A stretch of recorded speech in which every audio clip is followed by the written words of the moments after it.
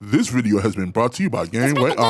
Okay. SamHain and his OverLord class have been a welcome addition to Ghostbusters Spirits Unleashed. Let's break down his kit so you can get the dub with an OverLord. All OverLords are really strong when it comes to instilling fear into humans.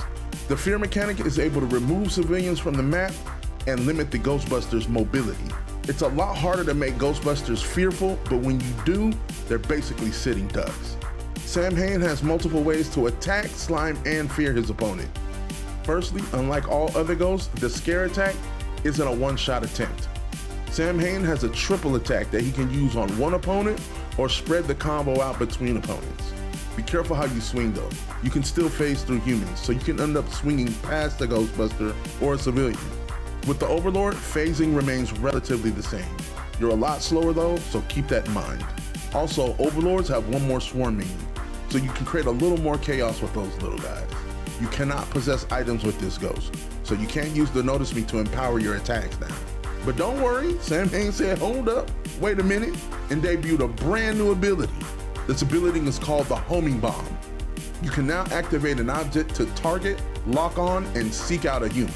Keep in mind that this ability doesn't discriminate, so it will go after the first human it detects, Buster or civilian. Which brings me to SamHain's next big ability, Suspend. You are now able to lift a human in the air, lock them in place until a Ghostbuster gets them or themselves out. Only a Ghostbuster can free a civilian or themselves. Here's the thing though, if a Ghostbuster doesn't do that, the civilian will stay in place for the remainder of the match, giving haunt to that room until the Ghostbuster gets them out. And if they do pop them out, they're horrified.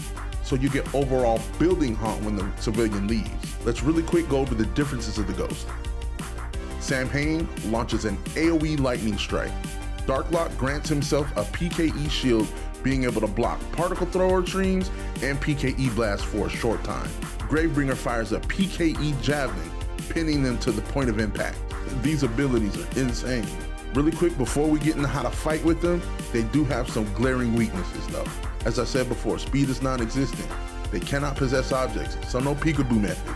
If that wasn't bad enough, because of this fact, you can't run or hide. Well, you can kinda run, but you gotta be one slippery ghost. To combat this though, the OverLord takes a lot more time to tether and can escape traps a lot more easily than any other ghost. This is amped up by him having more rifts and drudges on the map, which brings me to Eternal Night. OverLord's ultimate ability spawns an orb that decreases Ghostbusters' vision and starts a countdown to spawn an extra rift. If the timer on the orb expires, a rift spawns, granting you more drudges and power. Okay, let's talk about tactics. Remember when we talked about OverLords not being able to hide in objects? Well, what's the next best thing? Hiding behind objects. Hear me out. The biggest thing I want you to take away from this video is Ghostbusters particle streams have to have line of sight. And anything, and I mean anything, can disrupt the particle stream.